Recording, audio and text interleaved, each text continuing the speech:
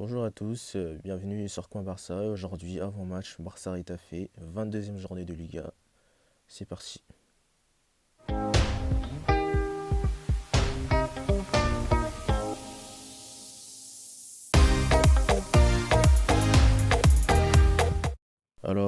On va commencer comme d'habitude par un petit tour d'actualité.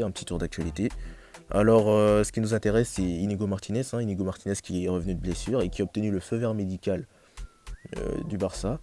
Mais il me semble que Hansi Flick a dit qu'il n'allait pas le faire jouer, donc je ne pense pas qu'on va le voir jouer ce week-end, mais plutôt peut-être la semaine prochaine contre Valence en Coupe du Roi. Donc Lamine Yamal aussi en interview qui a dit que, je ne sais pas si vous avez vu les tirages des barrages, mais il se pourrait qu'on affronte le PSG, Lamine Yamal qui dit donc qu'il n'a peur de personne. Intéressant. Rafinha qui encense Messi et qui dit que Messi est tout simplement le meilleur joueur du monde. Ça on le savait déjà, mais surtout que Messi dit que Rafinha est le meilleur joueur du monde cette saison. Rafinha qui fait une saison incroyable, tout simplement incroyable. On n'a rien à dire sur sa saison, on espère qu'il continue comme ça. On est déjà en janvier, mais c'est déjà formidable ce qu'il fait. On dit que Rafinha donc fait partie des seuls joueurs du FC Barcelone, avec Luis Figo et Lionel Messi, à avoir eu plus de 12 goal assists en Ligue des Champions. Bon, c'est une petite stat intéressante. Voilà, Rafinha, juste pour montrer que Rafinha fait une saison incroyable. J'espère qu'on continue, enfin, j'espère plutôt qu'il continuera sur cette lancée, excusez-moi. Donc ensuite, on a Hansi Flick qui a dit en interview, donc en conférence de presse, que Chesney était le gardien numéro 1 du Barça. Je sais qu'il y en a beaucoup qui doutent de lui. Enfin, j'en fais partie. Je trouve qu'il n'a pas été très rassurant sur les derniers matchs, mais bon. Si on doit faire avec, on fera avec. On fait confiance à Chesney. Écoutez, voilà, c'est comme ça. On a aussi Javier Tebas qui dit qu'il a déposé un recours contre l'enregistrement de Dani Olmo en Liga. Vraiment, je ne sais pas ce que la Liga a contre nous. C'est un truc de ouf. Comme j'ai déjà dit, la Liga, c'est une mafia. De toute façon, vous inquiétez pas pour ça. La Liga sera toujours contre le Barça.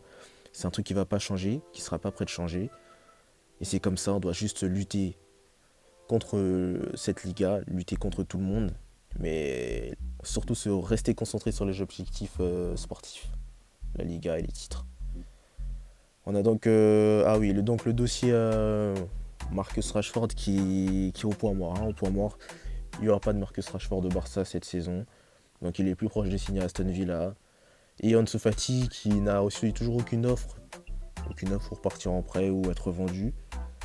Bon, il y en a qui vont rejeter la faute sur Ansu Fati, mais je trouve que c'est tout à fait normal. Il essaiera de faire ses preuves si il obtient du temps de jeu, mais ça va être difficile pour lui. Ça va être difficile pour lui. Moi, je trouve que c'est dommage. Rashford de Barça, ça aurait pu être intéressant. Et c'est sur ça que je trouve que c'est assez dommage quand même. On aurait peut-être dû le signer. Mais bon, je trouve qu'on a déjà un bon effectif. Donc le contexte de ce match, bah écoutez, regardez dans le calendrier de février, il y a ce match demain face à Alaves. Ensuite on affrontera Valence, Séville, le Rayo Vallecano et Las Palmas. Bon, c'est un calendrier assez abordable quand tu regardes les noms des équipes. Mais attention, faut rester concentré et gagner tous ces matchs bien sûr. Essayer de continuer sur cette bonne lancée en 2025. Je rappelle qu'on est toujours invaincu en 2025. Avec quand même des belles victoires, des beaux matchs. Justement, continuer sur cette lancée, essayer de gratter le plus de points possible justement sur ce championnat. Donc, on sort d'un match nul face à l'Atalanta, 2 buts partout. Bon, c'était un match, c'était pas le meilleur match de l'année, clairement, mais c'était un match où globalement le Barça a su maîtriser ce match. On n'a pas réellement eu peur. Enfin, je sais pas vous, mais moi, j'ai pas spécialement eu peur. L'Atalanta était un bon adversaire, sachant qu'on n'était pas dans l'obligation de gagner forcément, on était déjà qualifié. Donc, je trouve qu'il n'y a pas à s'inquiéter sur ce match-là. On pourra repartir de l'avant. Donc, avant ça, justement, on sortait d'une victoire 7-1 face à Valence, plutôt en Liga. Et justement, comme je vous avais dit avant, juste ici, vous pouvez voir donc, qu'on est invaincu cette année en 2025, le mois de janvier. Donc, on va essayer de continuer sur cette lancée. Pour moi, je trouve que c'est la meilleure chose à faire. Les joueurs devraient rester concentrés, essayer de faire tourner, reposer au maximum les joueurs qui ont le plus de temps de jeu. Je pense notamment aux joueurs comme Rafinha, Koundé, qui ont énormément joué. Pourquoi pas avoir Hector Fort. Mais après, ça dépend pas de moi, bien sûr. Donc, on va aussi essayer de rattraper l'Atlético. L'Atlético qui joue ce soir, hein, face à... Oui, qui joue ce soir, je ne sais pas face à qui il joue, mais on espère quand même une défaite ou une perte de points, et c'est histoire de pouvoir les rattraper. Mais bon, le Real Madrid qui a 7 points, ça va être compliqué justement de les rattraper. Mais ce n'est pas impossible, hein, ce n'est pas impossible si on fait de notre mieux. Donc on gagne tous les matchs à venir en espérant que le Real Madrid perde des points. Sinon, on attendra les confrontations directes. Mais bon, ça reste à voir. Les deux équipes donc, de Madrid qui jouent ce soir, hein, donc l'Atlético contre Mallorca et le Real Madrid contre l'Espagnol Barcelone. Bon, je ne vais pas trop m'avancer, mais je pense que le Real Madrid gagnera son match. On sait qu'ils ont l'habitude face à ce genre d'équipe de gagner souvent assez haut la main. Et l'Atlético face à Mallorca, ça risque d'être un match intéressant, même si je donne un léger avantage à l'Atlético. Donc voilà quoi.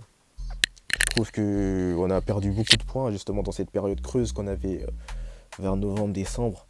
On va essayer de les rattraper justement cette année, en 2025, en essayant de perdre justement le moins de points possible.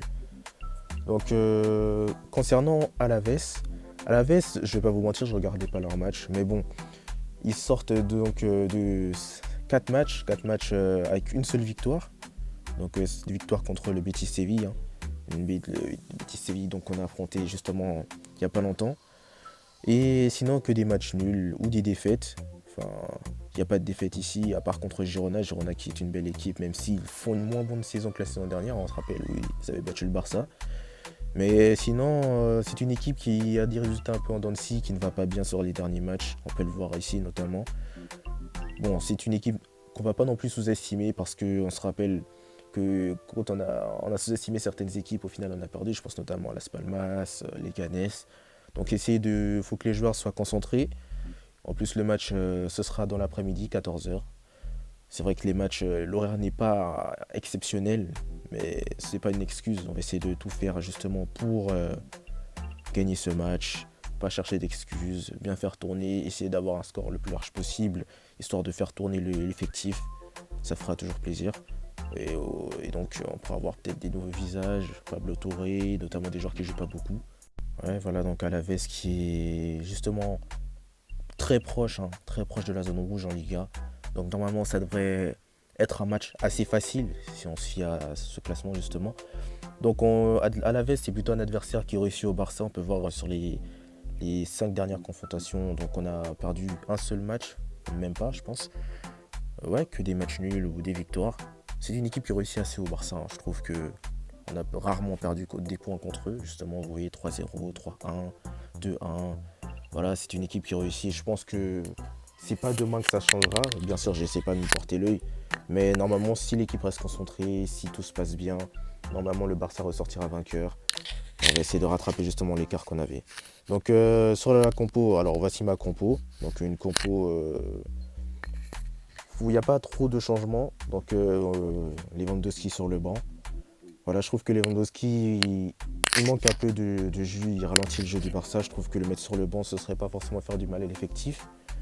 Donc après, ça change pas trop. Donc j'ai mis l'équipe type en défense. Donc Baldé, Kobarsi, Araujo, Koundé, Chesney au cage, ça change pas. Casado et De Jong au milieu de terrain. Et donc la ligne d'attaque, Rafinha, Lamine Yamal, Fermin Lopez donc à la place de Pedri qui pour moi peut se reposer quand même, essayer de le faire entrer en cours de match, essayer de le préserver justement pour le match en Coupe du Roi face à Valence. Voilà, même si Valence, si on se fait au dernier résultat qu'on leur a mis, ça devrait être un match facile, mais vous fiez pas à ça. Je me rappelle déjà que le match c'est chez eux, à Mestalla, donc c'est difficile, je me rappelle. Donc au début de saison, on était parti, on avait galéré. Et donc voici ma compo. Alors mon pronostic pour ce match, je vois une victoire du Barça 4-1. 4-1, je vois Rafinha buteur. Voilà, Rafinha buteur. Je ne sais pas si vous voyez le même résultat que moi, mais pour moi c'est mon avis. Donc je vois bien une victoire assez large du Barça, peut-être par 2 buts d'écart ou plus. Voilà, je pense pas non plus qu'on gagnera 7-1 comme face à Valence. Après peut-être que je me trompe. Mais bon, sur ce, on va se quitter sur ça. Merci. Merci d'avoir regardé la vidéo. N'hésitez pas à vous abonner, ça fera toujours plaisir. Donnez de la force. Et donc, on se retrouvera la prochaine fois. Visca Barça. À bientôt.